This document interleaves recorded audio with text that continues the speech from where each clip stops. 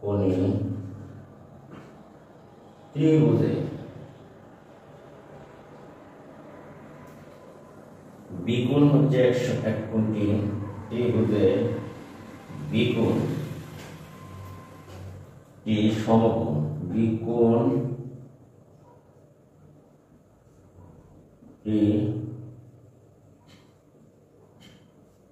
সমকোণ। তাহলে দেখো এখানে বিকোণটি যদি সমকোণ হয় যে ত্রিভুজ এ বি সি সমকোণী ত্রিভুজের বিকোণটি সমকোণ tan ইকুয়াল টু দেখো tan এ সমান √3 হলে দেখো tan এ সমান √3 হলে এখানে √3 sin a dot cos a equal to দেখাতে হবে 3/4 এর সত্যতা যাচাই করো এর সত্যতা যাচাই করতে হবে। দেখো সত্যতা যাচাই করো এবিসি সমকোণী ত্রিভুজে বিকোণটি সমকোণ tan ইকুয়াল টু √3 হলে √3 sin a cos a into 3/4 এর সত্যতা যাচাই করো। তাহলে তোমরা দেখো যে এখানে আমাদের প্রবলেমটি সমস্যা তার সমস্যাকে তোমার সলভ করতে হবে। তাহলে এ বি সি সমকোণী ত্রিভুজে বিকোণটি সমকোণ tan ইকুয়াল টু √3 হলে √3 sin a into cos a equal to 3/4 এর সত্যতা যাচাই করো। তাহলে আমরা দেখি যে প্রথমে সমকোণী ত্রিভুজটি এঁকে নেই দেখি। তাহলে আমরা সমকোণী ত্রিভুজটি অঙ্কন করে নেই। এখানে তোমরা দেখো এই আনুপাতিক চিত্র অঙ্কন করি। সমকোণী ত্রিভুজের বিকোণ যেহেতু হচ্ছে সমকোণ তাহলে এখানে তোমার হবে বি হবে সমকোণ এবং এ সি হবে অতিভুজ, এটি হবে লম্ব। যেহেতু sin a cos a এখানে আমরা আনুপাতিক চিত্র অঙ্কন করে নিলাম দেওয়া আছে। যেহেতু এবিসি সমকোণী ত্রিভুজ প্রদত্ত তথ্য অনুসারে আমরা একটা আনুপাতিক চিত্র অঙ্কন করে নিলাম। বলা হচ্ছে যে বিকোণ, তোমরা একটু খেয়াল করো যে বিকোণ হচ্ছে সমকোণ, তাই আমি এখানে বিকোণ সমকোণের সাইন দেখিয়েছি বা চিহ্ন, এবং এসি হচ্ছে এই ক্ষেত্রে অতিভুজ, বিসি হলো তোমার লম্ব, আর এম হচ্ছে তোমার ভূমি হবে। যেহেতু সাইন এবং কোসে কোণের মান সাইন কে আছে আর হচ্ছে তোমার বি। আবার দেওয়া আছে দেখো যে এখানে তোমার দেওয়া আছে তথ্য এইটুকু একটু খেয়াল করো। তাহলে দেখো এই যে এখানে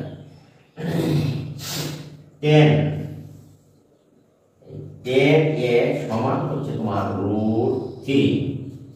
আশা করি তোমরা এটা বুঝতে পেরেছো। 10 এ সমান √3 আমরা কিন্তু সূত্র শিখেছি, তোমাদেরকে শিখিয়েছি যে 10 ইকুয়াল টু তোমার লম্ব বাই ভূমি।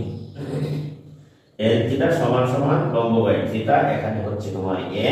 তাহলে কাজে আমরা যদি এইটুকুকে এইভাবে লিখতে পারি কিনা বলো? হ্যাঁ, একটা 1 নিচে মনে মনে ধরে নিলাম। তাহলে এর লম্ব হচ্ছে তোমার 3, এদিকে আমরা লম্বের মান বসিয়ে দিলাম। যেহেতু কোণের বিপরীত বাহু লম্ব আর ভূমি হচ্ছে তোমার 1।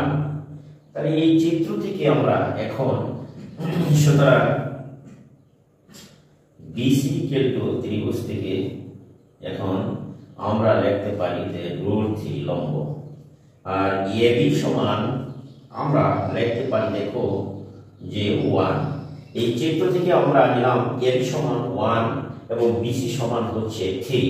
কাজে আমরা জানি যে 10 সমান হচ্ছে লম্ব বাই ভূমি এখানে লম্বের মান হচ্ছে তোমার এই হিসাবে বিসি সমান √3 এবং এবি সমান হচ্ছে 1।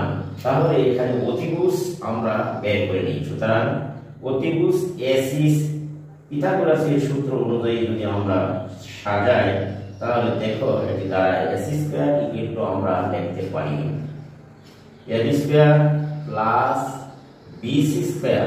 আশা করি তোমরা এটা বুঝতে পেরেছো যে এবি মান এখানে হচ্ছে 1 স্কয়ার আর √3 হচ্ছে তোমার বিসি মান, তাহলে 1 প্লাস 3 এটুকু কিন্তু আমরা 4 পেলাম।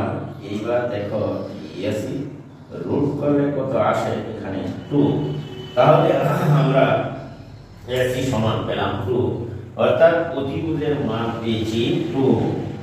এখানে আমরা অতিভুজের মান পেলাম 2।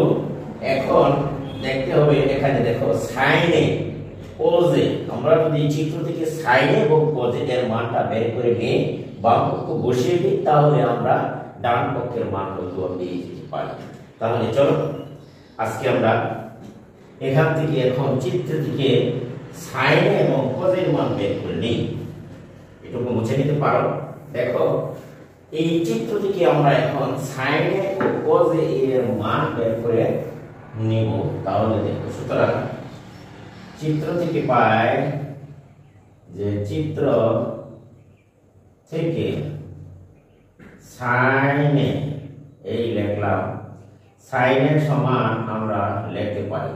দেখো আমরা জানি সাইন থিটা সমান লম্ব বাই অতিভুজ, তাহলে এখানে লম্ব হচ্ছে দেখো সি, অতিভুজ হলো তোমার এসি। এটুকুর মান আমরা বের করে নিই। দেখো বিসি মান √3 এর মান হচ্ছে তোমার এসি হলো 2, যেহেতু আমরা এখানে এসি এর মান বের করেছিলাম 2। আশা করি তোমরা এটুকু বুঝতে পেরেছো। এখন আমরা বের করব দেখো cos a বের করে নিই। সুতরাং আবার cos এর সমান আমরা লিখতে পারি, স্পষ্ট করে নাও এই sin a, তাহলে cos এর সমান আমরা জানি ভূমি বাই অতিভুজ, তাহলে এখানে ভূমি হচ্ছে তোমার এবি, অতিভুজ হলো তোমার সি এসি। তাহলে দেখো এবি মান হলো 1 অতিভুজ আর এসি মান হচ্ছে 2, তাহলে আমরা cos এর মান পেলাম 1/2। আশা করি প্রিয় শিক্ষার্থীরা তোমরা এটুকু বুঝতে পেরেছো। এখন আমরা দেখো যে এটুকু মুছে দিতে পারো। এখন আমরা দেখো লেফট হ্যান্ড সাইড খেয়াল করো, লেফট হ্যান্ড সাইড এখানে আছে রুট সাইনের ইনটু কোসেক, √3 সাইনের ইনটু হচ্ছে তোমার কোসেক, এটা হচ্ছে তোমার বাম পক্ষ। এখন আমরা রুটটা যদি √3 এখানে রাখো, সাইনের মান এখান থেকে বসাও √3/2, কোসের মান বসাও তোমার 1/2 গুণ করো √3 গুণ করলে দাঁড়ায় শুধু 3 আসে আর 2 দুগুণে 4। সুতরাং দেখা যাচ্ছে যে রাইট হ্যান্ড সাইড 3/4। আশা করি তোমরা এটুকু বুঝতে পেরেছো। সুতরাং লেফট হ্যান্ড সাইড সমান হলো তোমার রাইট হ্যান্ড সাইড। সততা যাচাই করা হলো, সততা যাচাই করা হলো। আশা করি তোমরা সেটি বুঝতে পেরেছো। আজকের অঙ্কটি খুবই সহজ, যদি তুমি ত্রিকোণমিতির সূত্রগুলো ইউজ বা ব্যবহার করার কৌশলগুলি যদি তুমি মনে রাখতে পারো। দেখো এখানে আমরা আজকে এই 5 নম্বর অঙ্কটি সমাপ্ত করলাম। এখন তুমি চলো আমরা 6 থেকে 20 পর্যন্ত ত্রিকোণমিতিক সূত্রের প্রয়োগ দেখা, তাহলে আমরা এটা বুঝে নিতে পারি। দেখো এখন 6 থেকে 20 পর্যন্ত ত্রিকোণমিতিক সূত্রের প্রয়োগ করতে পারি। দেখো এইবার এখানে আমরা 6 থেকে 20 পর্যন্ত যে অঙ্কগুলি আছে প্রমাণ করো। তোমার বইয়ে 6 হইতে তোমার 20, দেখো 20 পর্যন্ত বলা হচ্ছে যে প্রমাণ করো 6 থেকে 20 পর্যন্ত। প্রথমে আমরা 6 এর দেখো ক 6 নম্বরে তাহলে ক দেখো লেফট হ্যান্ড সাইড আমরা লিখতে পারি যে 1/sec square plus 1/cosec square equal to 1। আমরা না সরি এইটুকু দেখাতে হবে 1। তাহলে আমরা সূত্র ছিল 1/cos স্কয়ার সমান হবে তোমার cos স্কয়ার, এই লিখলাম cos square plus 1/cos square সমান হচ্ছে তোমার sin স্কয়ার লিখতে পারি। আমরা সূত্রগুলো যদি জানি তাহলে লিখতে পারি ইজি 1/sec স্কয়ার মানে হচ্ছে cos স্কয়ার আর 1/cos স্কয়ার মানে হলো তোমার এটা হলো সূত্র। অর্থাৎ আমরা এখানে পেলাম sin square plus cos square, আবার sin স্কয়ার প্লাস cos স্কয়ারের মান আমরা জানি 1, সুতরাং রাইট হ্যান্ড সাইড আমরা পেয়ে গেলাম 1। অতএব left hand side equal to লিখতে পারি আমরা রাইট হ্যান্ড সাইড। তাহলে আমার যে অঙ্কটি প্রমাণিত হলো left hand side right hand side. আশা করি তোমরা বুঝতে পেরেছো। এটি মাত্র 2 লাইনের অঙ্ক, এটি একেবারেই সহজ যদি তোমাদের ফর্মুলাগুলো জানা থাকে। তাহলে আশা করি তোমরা ফর্মুলাগুলো যারা এখনো জানো না তারা তাড়াতাড়ি করে এটি আয়ত্ত করে নিবা। যার আমি এটি মুছে ফেলি। এখন দেখো 6 এর খ 6 এর খটা হচ্ছে লেফট হ্যান্ড সাইড। দেখো এখানে 6 এর খ লেফট হ্যান্ড সাইডে দেখো যে 1/cos square a minus 1/cot square 1/cot square a এটুকু হচ্ছে তোমার। তাহলে আমরা লিখতে পারি 1/cos তার মানে হচ্ছে তোমার sec স্কয়ার, আমরা সূত্র বসিয়ে দিলাম। আর 1/cot মানে হচ্ছে তোমার tan স্কয়ার a। আশা করি প্রিয় শিক্ষার্থীরা তোমরা এটি বুঝতে পেরেছো। আমরা জানি আবার যে sec স্কয়ার মাইনাস tan স্কয়ারের মান হচ্ছে তোমার 1, সূত্রে আছে বসিয়ে দিলাম। অতএব এইটুকু সমান আমরা লিখতে পারি রাইট হ্যান্ড সাইড। সুতরাং আমরা লিখতে পারি লেফট হ্যান্ড সাইড সমান হচ্ছে তোমার রাইট হ্যান্ড সাইড। প্রমাণিত। আশা করি প্রিয় শিক্ষার্থীরা তোমরা এটি বুঝতে পেরেছো। এটি একেবারেই সহজ অঙ্ক। এগুলি যদি তোমাদের সূত্রগুলি ভালো করে আয়ত্ত থাকে তাহলে আমরা এটা বুঝে নিলাম। এখন যাই পরবর্তী অঙ্কে 6 এর দেখো ক খ ঘ নম্বর 6 এর এই দেখো 6 এর খ এখানে হচ্ছে তোমার লেফট হ্যান্ড সাইড। দেখো একেবারে ইজি, অঙ্কগুলি পানির মতো সহজ, পানি পানি করে গেল। 1/sin স্কয়ার মাইনাস 1/ একেবারে তোমার এই দেখো পানির মতো সহজ মানে হয় 1/sin তার মানে হচ্ছে তোমার cos স্কয়ার দেখো মাইনাস 1/tan তার মানে হলো তোমার cot স্কয়ার a। আশা করি তোমরা এটি বুঝতে পেরেছো। তাহলে cos square minus cot square এর মান হলো তোমার 1। এখানে আমরা লিখতে পারি দেখো এই রাইট হ্যান্ড সাইড, সুতরাং লেফট হ্যান্ড সাইড সমান হচ্ছে তোমার রাইট হ্যান্ড সাইড। আশা করি তোমরা এটি বুঝতে পেরেছো। এই শেষ করলাম। একেবারে মজার অঙ্ক। দেখো আমরা এটুকু শেষ করেছি। এখন দেখো 7 এর ক দেখো, তাহলে আমরা এটা বুঝে নিতে পারি। এখন আমরা যাব 7 এ। দেখো এই 7 এর পর 7 এর কতে আছে যে sin by left hand side. দেখো 7 এর পর sin এ বাই হচ্ছে cosec এ আর sin A by cosec A plus cos A by sec A. আশা করি তোমরা এইটুকু বুঝতে পেরেছো। দেখাতে হবে 1। তাহলে আমরা প্রথম sin এ ঠিক রাখলাম। দেখো আর কোসেকের পরিবর্তে আমরা লিখতে পারি, দেখো এই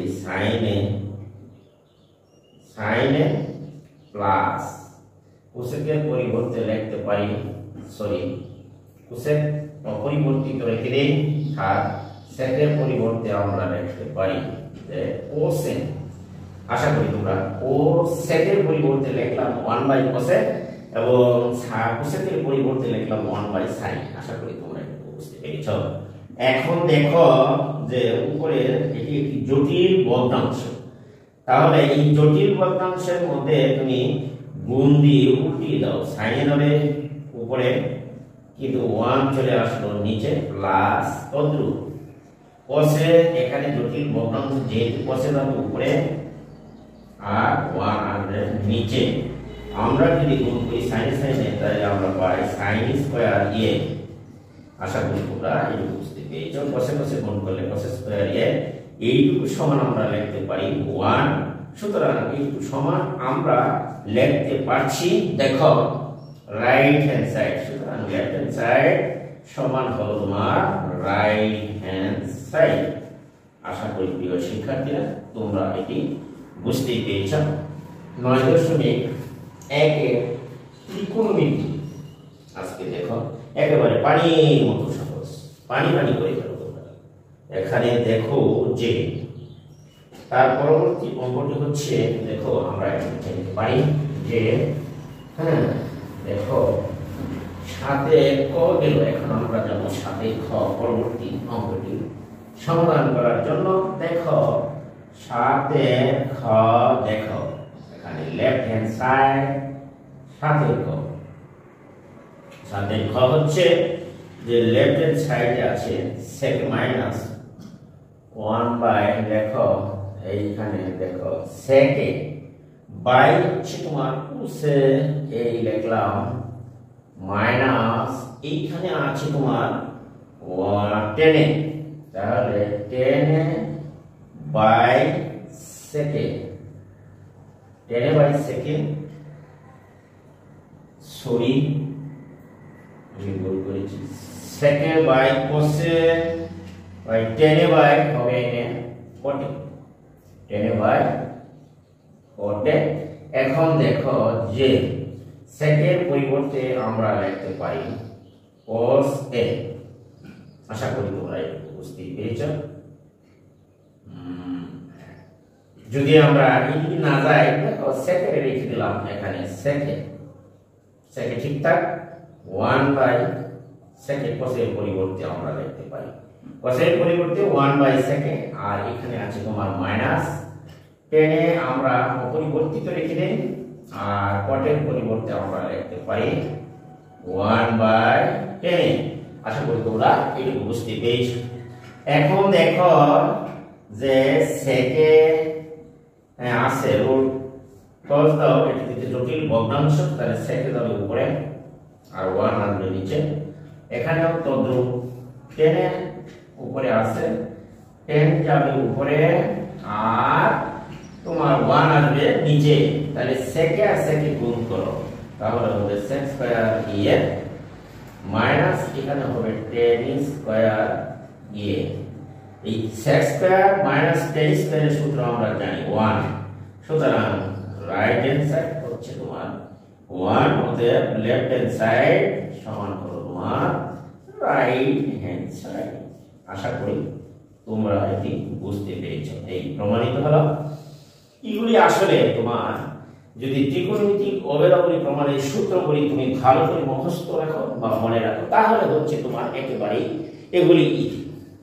আমি আশা করি যে তোমরা সকলেই সূত্রগুলো আয়ত্ত করে নিবে।